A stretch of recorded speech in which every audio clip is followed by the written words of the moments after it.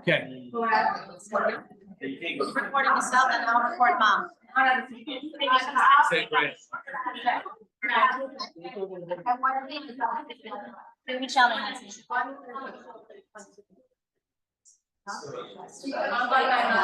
First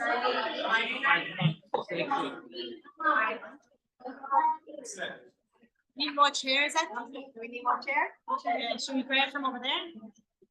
Grab from over there. I'll take those.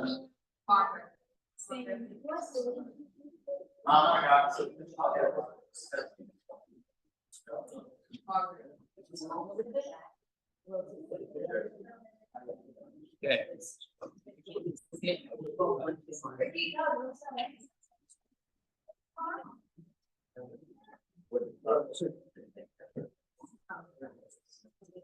You know, family was the other.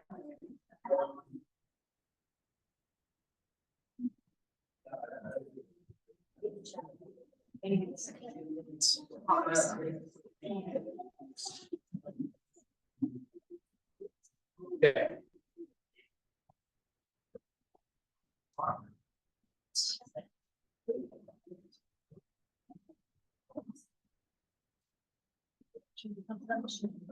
Hi, so. Hi. Hi, Sil. Hi. Hi. Okay. I'll show you. You'll say hello to everybody.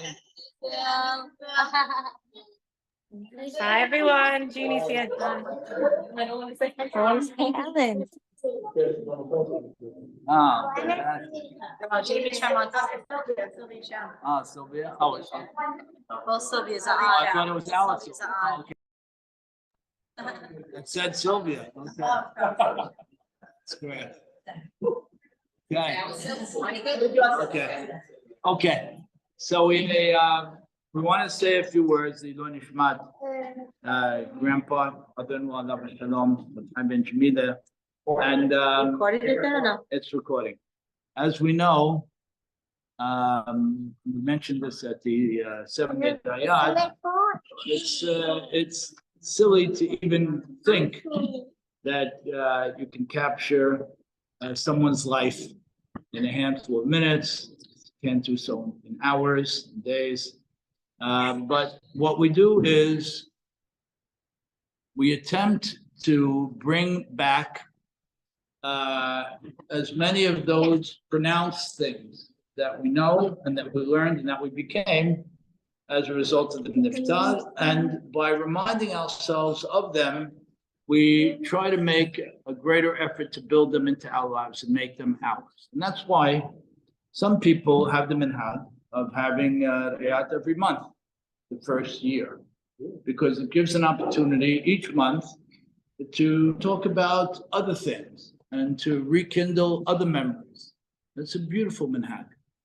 We know from the other side, from the side of the Niftar, that the Niftar has a very hard time separating. Our rabbis talk about how the soul of the Niftar is in great pain, particularly in the very beginning. And then even after the burial in the first 7 days, the soul is in the house with the mourners, having a very difficult time separating, because as much as the soul is being pulled to an eternal place, certainly a much greater place, there's love, there's connection, there's something that means a lot here. So the soul struggles with that. And that's another reason we have the Rayat, because it gives an opportunity for everyone to celebrate what was and to move on to the next stage of things. The 30 days is never an easy time, not for anybody, and neither is the year, and it shouldn't be. Jeffrey Beta coined it beautifully for me when my father died. He said, your tears are a direct expression of your love. The amount that you cry is directly connected with the love that you felt. And therefore, he told me at the time, he had lost his father Joseph a few years earlier. He said, cry whenever you feel like it. And he was right. And I found myself walking down Broadway in the city, for example, crying sometimes. And I was completely comfortable with that. And that's real. And that's what it should be. So we get together when we can, and we share what we can, knowing that all that Grandpa is inside of us, lives inside of us. I wanted to highlight just a few points this morning, and then hand it over to my better, super better, greatest half to really bring it home. We have this part about Tefillah on Yom Kippur is Hatarat Nedarim. It's very interesting. We make a massive thing out of it, and you would think, particularly in our community, Sephardi communities, particularly the Edot Mizrach, where we do it every 5 minutes. We have the Hatarat Nedarim. You would think that by the time we get to Leil Kippur, we covered our bases. How many more commitments did we make between last night and Yom Kippur? How many did we make in the space of a week?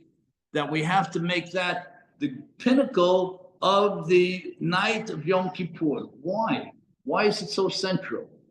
And our rabbis talk about it a lot. And just on a quick note, we say as follows: that when a person commits to something, and that commitment was based on a false assumption or an assumption that was proven wrong, he or she has the right to go back and uproot that commitment because the assumption that it was based on was a flawed assumption.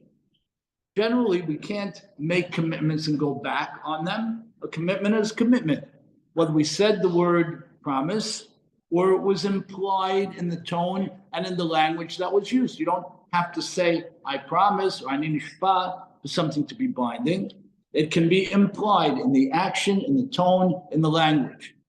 So what is the basis of uprooting it? The basis of uprooting it is, I didn't understand things the way they really are. And my assumptions in making that commitment were not great assumptions. And therefore, that's not the way I want to take my life. And therefore, I want to upend it. And therefore, we're going to have umpteen of them. Because the reality is that we're constantly making commitments and moving our lives in a certain direction based on certain assumptions that may not prove valuable. So we're going to do it Motzei Rosh Hashanah. Some people have the minhag. We'll do it Friday morning, possibly in Shul next week. Erev Kippur. We'll do it again on Kippur with the Sifrei Torah open, closed in our hands. It's a very, very big thing. And I believe that what it speaks to is the whole life story. Throughout our lifetimes, we're making these massive commitments to things. And in retrospect, they're overwhelmingly meaningless. In fact, when I think about Grandpa and I think about my father, two great men, when I think about them, do I think about how much money either of them made? Not for 1 second. My father's gone 16 years. Did I ever one time think about how much money he made? Not one time. Did I think about how he told me certain things? Did I think about how he guided me in certain things? Did I think about the lives that he touched? That's what I think about all the time. And that's what people recount all the time. So I think the Kal Nidre is meant to be blown up in our minds to something much bigger, which says that what we spend the overwhelming majority of our time on in our lives, nobody will ever care about after 120 years. It will mean nothing. What we spend, let's say it again, what we spend the overwhelming majority of hours in our day on will ultimately mean nothing. And what will mean something? The stuff that we fit in, that we push in, the hour we find to do chesed, the family time to express our love to our spouse and children and grandchildren and so on, The learning of Torah that we do, that's what means something. What do you mean? One second. Be'emet olam hafuch. The world is really upside down. How could it be that if I spend 10 hours a day doing X, and that's not going to mean a darn thing after I'm gone? But the 2 hours a day that I spend in something else, that's going to be my defining me? And the answer is yes. And that's the truth. And that's why when we make the Kalani today, we're supposed to be reflecting on the whole package. Where do I commit most of my energy, most of my time? I think about the things in my own personal life that have caused me massive stress in my life. Who the heck cares? At the end of the day, the things that I stressed over, the things that most of America, most of the world stresses over, nobody's going to remember. They mean nothing. They have no value. They won't be the eternal things I give my children, nor will they be the things from Jamie and me that they give their children. So I think the message is an obvious message. A, the neshama wants to be here. And the separation is not easy for the neshama and not easy for those it leaves behind. B, every opportunity that you can have sitting around the Shabbat table, around the time of the person's birthday, certainly around the time of when the person is niftar, to talk about the person, to share things. The fact that was done with Maxie and Sam and Gail and Isaac with the video is priceless. Huh? With that word, thank you. And Edward? Oh, I don't know. Oh, Edward, you edited it? Oh, awesome. Wow. What a kid. What a kid. We gotta clone this. These things are the eternal things. When I think about a few of the things that are eternal from my perspective in terms of Grandpa, I think about laughter at the end of just about every sentence. I think about a beautiful smile. I think about unbounded love, natural, easy. There was nothing complicated about Grandpa because all the good stuff was natural, was simple, was obvious. You didn't have to complicate anything. It was all very real. His eyes reflected it. It was in his eyes. It was on his face all the time till the end. It never moved because it couldn't move because it was exactly who he was. People told me when they came by to visit, they said that he had I found this interesting, he had a women's class, girls' class in the Kitab. He was teaching Torah to girls in the Kitab.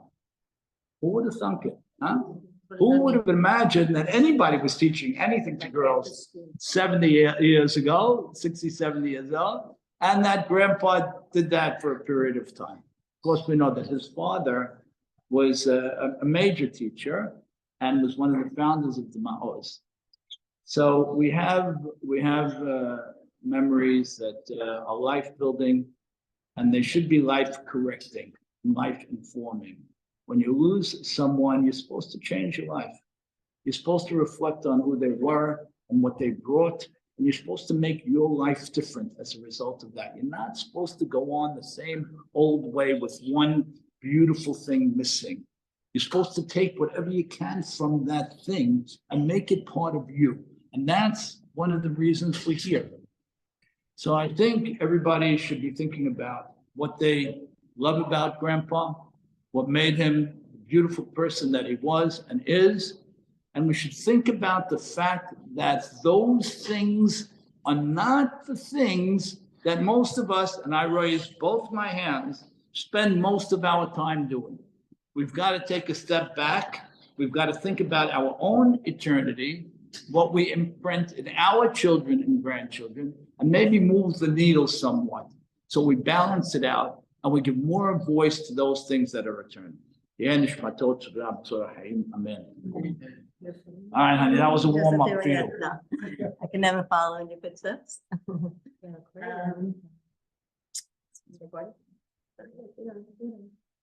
think so.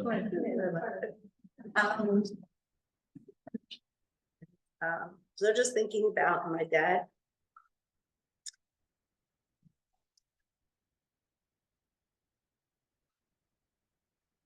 I think back to my childhood. Um, when he was really the most important person in my life.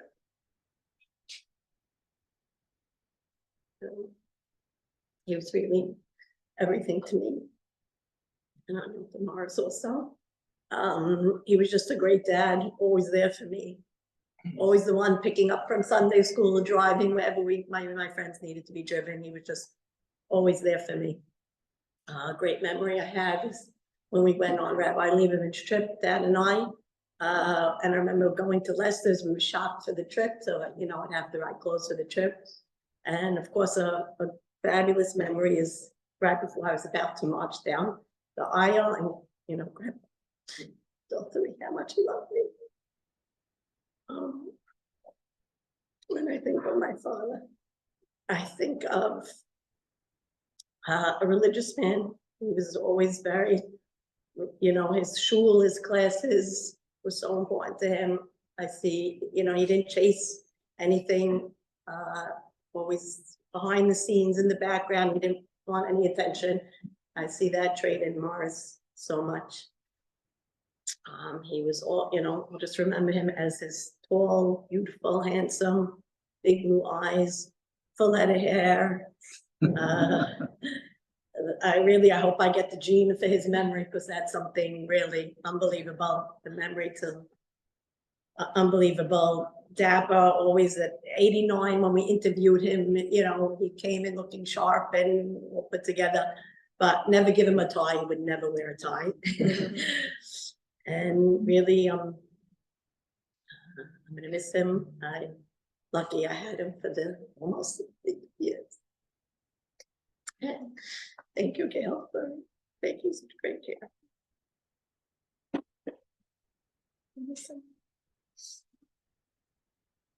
Pretty good, right? Okay, you ready? I wanna just introduce the video. So first off, I wanna thank Edward Towell, who came in clutch, literally in the last, 2 weeks, to edit this video. And I wanna thank Maxie Shalom. Where are you, Maxie?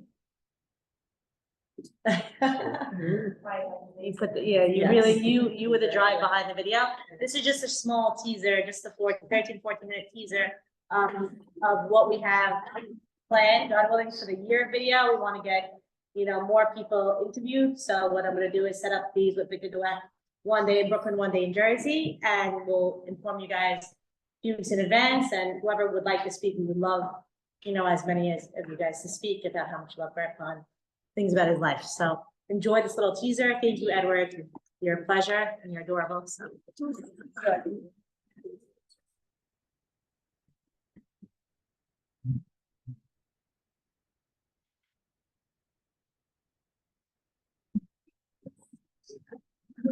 Everybody see? Everybody sit? Yeah.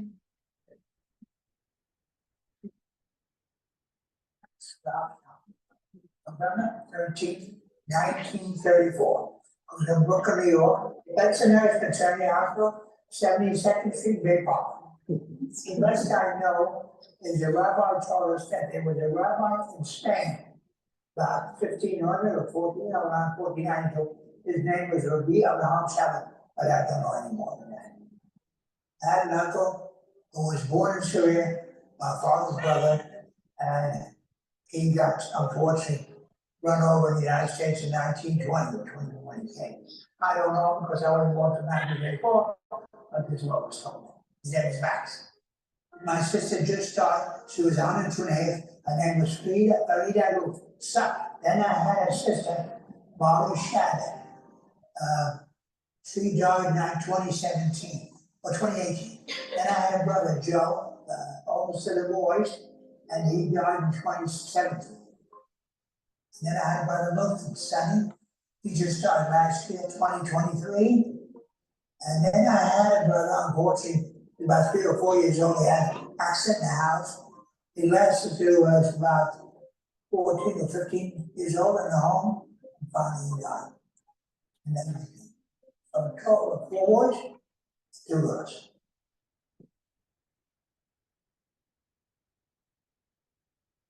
Bullshit, and he was born in Syria in 1896. He came when he was 18 years old, and most of the people left when they turned 18. But he had a good personality, jokes a little bit. He was fortunate when he came to America to open up a business. And they did his private business before the Depression, and then they did well after the Depression.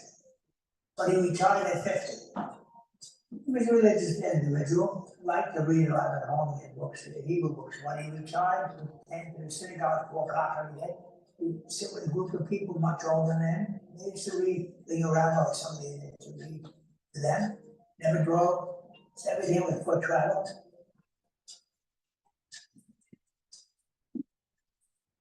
Her name is Jamila. We call her Jenny. Ess, E-S-S-E-S. Now, my grandmother's side very interesting. My grandmother was an orphan. And my grandfather married her. And she had these 3 girls that were very interesting. And I think she was born in Syria. My father married her in 1990. I think it was dissimulation between them, I'm not sure. 1900. He died in 1940 or something, 1900. I was 7 years old when she passed. She was sick most of the time that I was growing up. My grandmother lived with us, spoke Arabic, so I was fortunate in Arabic. My father spoke in Arabic, and we more or less, but I couldn't tell you too much because it happened before I was 7. She was pretty, big blue eyes. My mother had 2 sisters. I know once that she was there, one in Mexico. They were very friendly, came to the house all the time.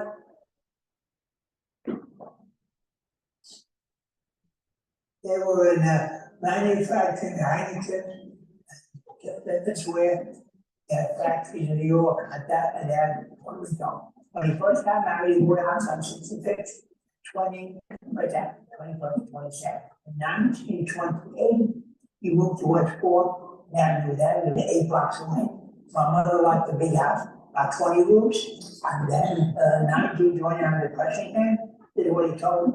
And he went back on the feet, 1933, 1934, stops again.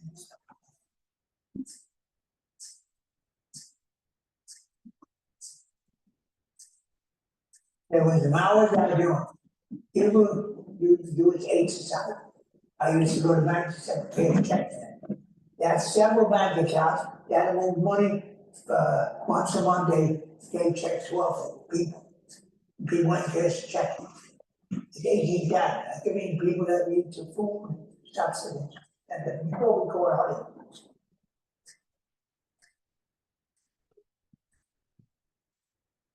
He was maintaining monitors on his students all over the world. Basically, Morocco, Osaka, Quran, those places. People told me in Morocco, they used to visit them and make sure they all had a Jewish education. Most of them went to carry.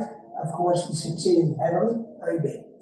My father's half-brother, from a different mother. My father's close. I was very close. And my father had a brother too, younger than 4 years younger. And I told you about the other one who had killed on a bicycle, 1920.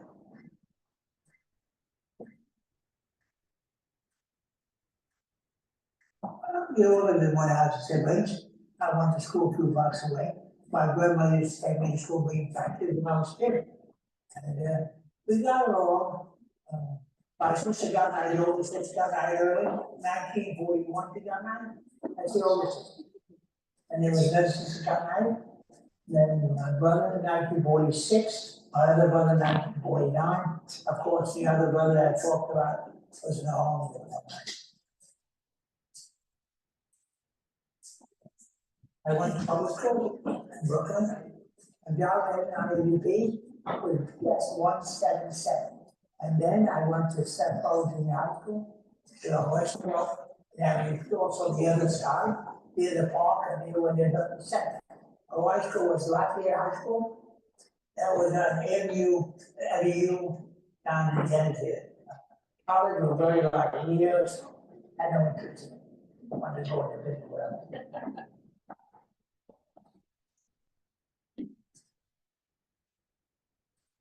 And we went, and we took that 2 hours, going to teach you, Bible, and everything. There's 2 hours of English, 2 hours of Hebrew, 7 hours to play outside, and that's some play. And balls, stickball, and football brothers association, who just tackle.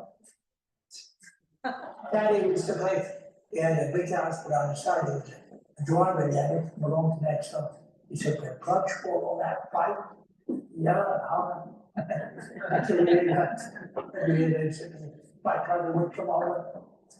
We went to school, everybody in the school and normally they all attended. We sat, I sat with my father, but people came and sat in the back. And there were groups of people. And they wanted to play and by now we spent about an hour. And we didn't go there too much, we did far. We went to Ashkenazim. There was a lot of Ashkenazim where we lived, in Buffalo. And they had players, my father, being donated money to them, he knew what time they started, and now it's custom that way. Saturday morning, yes, only 6 feet. Saturday night, 6 feet. When we went to Hebrew, we had to be careful how we walked, no Hebrew hats at that mitzvah. And get us some chance, to get hurt. So we never said we were Jewish. And Jewish teachers got off on Rosh Hashanah.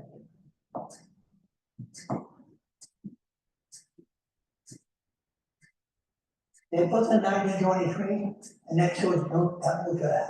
How they collected money from a poor majority, I would say 85%. Very poor. They were lucky to make $25. This is what it was told me, I looked around. So the school came up nice, good. They used it now, they fixed it a lot. They used it now, but unfortunately. Very assertive.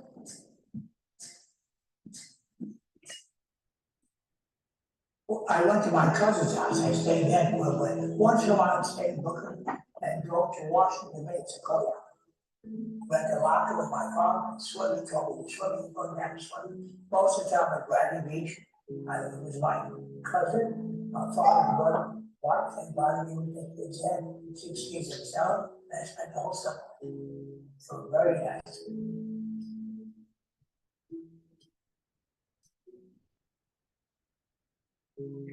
Really, in the Bible at this point, I think Shalom is probably the happiest time of the world. Went to 60 days, to do that. We studied speech, and they made it all in the house. And 360 come on, and it had 50 people. Everybody, almost everybody invited. Well, girls, cousin. Saul Katsi wrote my speech. He killed me, and I was head of parents.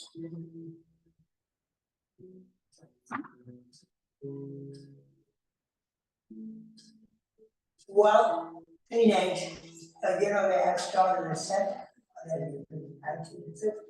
So we each go at night there at bowling alley, at lunch and that time, stable.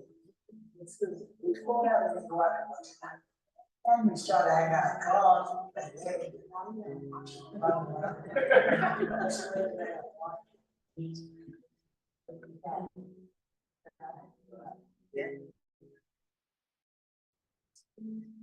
I first wife, my brother married my school, my sisters. That was my niece, my sister. Yes, yeah. Sylvia, Blanco, which is very interesting.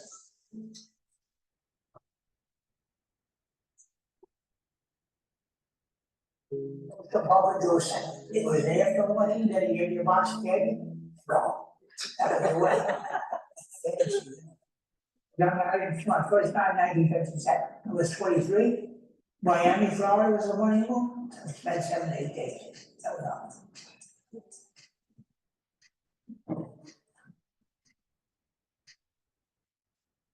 Morris Allen and James. Morris born 1959, David born 1962, and my wife in 72. So we were married 15 years, had 2 kids.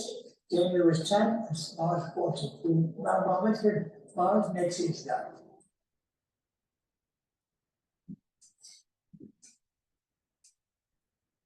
Her name is Gail Laniano, mother was Jamal. They were very nice people. He was married and he his wife was 17 years different, 17 years. And my wife was 17 years younger. She lived in Richmond. And Sylvia Franco, I don't know if you know Louis Franco, she was friendly my sister-in-law. She was also friendly my mother. So she one day I had someone very sweet.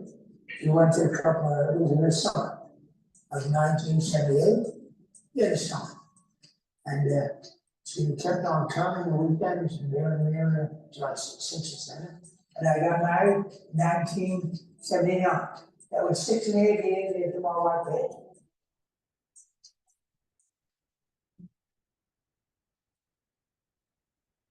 Brooklyn, now, March, 1979. And the other one, he was a one too. My first time, he also March. The honeymoon, we went to Spain, went to France, that time, we enjoyed very nice.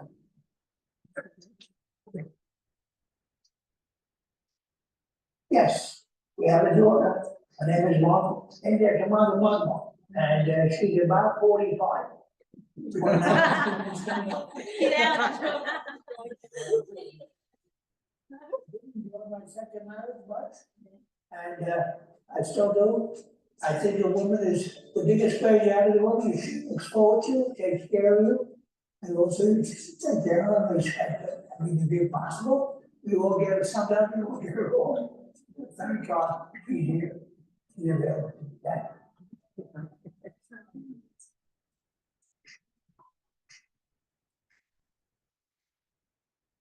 Well, you gotta respect the word.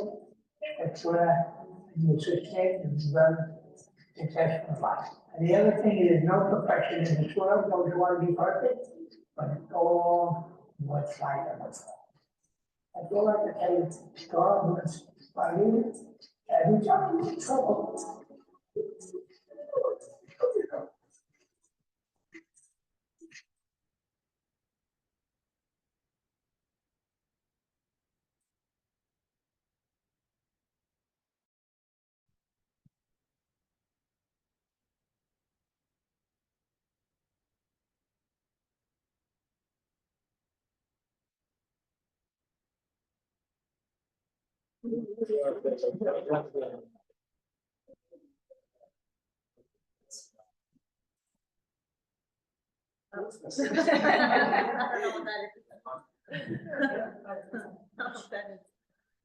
Have 10, we'll say Kaddish.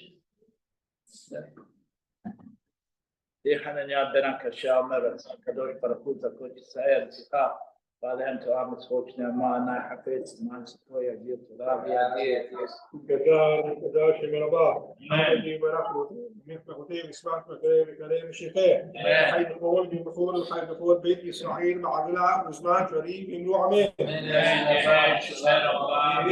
مبارك لنا وربيع بياي مبارك مشتباك يفعل تمام السير كتاب الكلام وتدال في الميل كتاب ليكو إن بقول بالقداش رفع مش بقدام الحمدان بلد عنا بيقول عمين هذه إسرائيل وعبد منان شبيهون أكوت بدين بلهون تعشيم وكشتا هي بحضرات دين كون أتار بيعتار جدنا نخون حنا بحستاب رحمين قدام مريش شمياء بعرب بيقول عمين ليش المربى من شمياء حين سبا مشوا من حما تس سبا أوفا بلاس قد حضرا ليش حضرا رسول إسرائيل بيقول عمين وسيف شنو بيقول هو الحمام يا سيف شنو مريم حكون مو إسرائيل بيقول عمين